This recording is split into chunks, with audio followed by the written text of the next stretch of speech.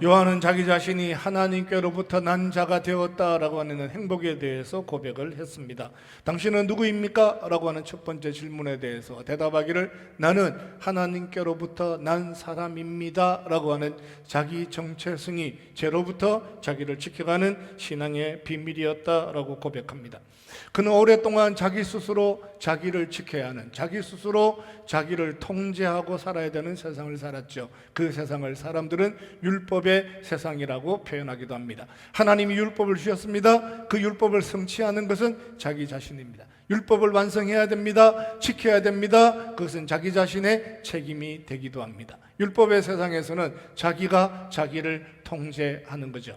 자기가 자기를 잘 통제하면 의로운 사람이 됩니다. 자기 통제에 실패하면 죄인이 되죠. 율법을 지켰다라고 하는 것 때문에 스스로 자기를 잘 통제해야만 율법이 완성되는 오랜 시간들 속에 살아가다가 요한이 드디어 예수님을 만나게 되었습니다. 예수 그리스도의 제자가 되고 난 다음에 가장 큰 축복은 모든 것을 자기가 결정하지 않는다라고 하는 것이었습니다. 예수 그리스도의 제자로 살아가는 삶에서 가장 중요한 것이 있으면 자기 스스로 자기의 통제하지 않는다라고 하는 거예요. 자기의 통제권이 가지지 않는다라고 하는 거예요. 자기의 통제권은 사라졌다라고 하는 거예요. 주는 그리스도시요 살아계신 하나님의 아들이십니다 라고 하는 순간에 우리 인생의 모든 통제권은 자기 안에 있는 것이 아니라 하나님께로 이양이 되었습니다. 하나님의 통치를 받으며 살아갑니다. 그분의 통제 안에서 그분이 결정해 주시는 것이 내 인생의 행복이라고 믿고 믿음으로 살아가는 거예요.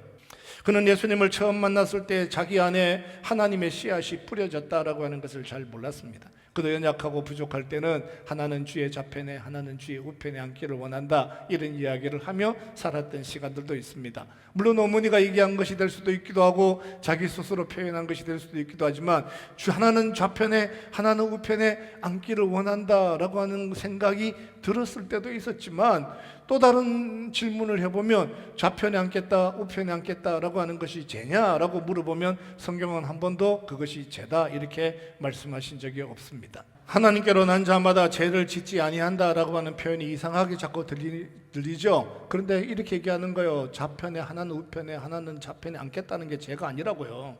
하나님께로부터 난 자가 세상을 살아가는 동안 애굽을 내려가는 게 죄가 아니라고요. 바빌론에서 사는 게 죄가 아니라고요. 하나님이 너로 하여금 거기에 살게 하셨으니 그 세상을 사는 게 죄가 아니라고 그러는데 자기 스스로 애굽에 내려가는 건 죄가 될 것처럼 생각하는 그 생각으로부터 너 자신을 지켜라. 그것은 너의 생각이 아니라 너의 삶의 변화를 원하시는 하나님의 선택이다 이렇게 말씀하세요. 그도 범죄하지 못하는 것은 하나님께로부터 났기 때문에요. 하나님의 통제를 받기 때문에요. 하나님이 다스리기 때문에 범죄하지 못하는 삶의 자리를 드디어 살게 되었다라고 하는 거예요. 범죄하며 살아갈 이유가 없습니다. 하나님 은혜로 세상을 살다가 보니까 범죄하며 살아야 될 이유가 하나도 없는 신기한 세상을 만나게 되었다라고 하는 것이 요한의 표현이죠. 요한은 하나님이 그런 것을 만들어 본 적이 없다는 것을 말씀하고 있어요. 하나님으로부터 말미암아 구원을 받았습니다. 믿음으로 살아갑니다. 하나님 원하시는 것이 무엇인지에 대해서 통제권을 맡겨드리고 농경사회에 살아라 그 변화에 받아들이고 4차 산업혁명을 살아라 받아들이고 대한민국에 살아라 받아들이고 애굽에서 살아라 너의 이름을 벨드사살로 바꿔라 하는 세상을 만난다 할지라도 하나님의 통제권 안에서 자기 자신을 맡겨드릴 때마다 평강으로 찾아오시고 죄와 상관없는 정죄와 상관없는 삶을 만들어가기를 원하시는 하나님의 능력 앞에 여러분 자신을 전적으로 맡겨드리고 은혜 안에 살아가는 복 있는 생애가 될 수 있기를 주님의 이름으로 축원합니다.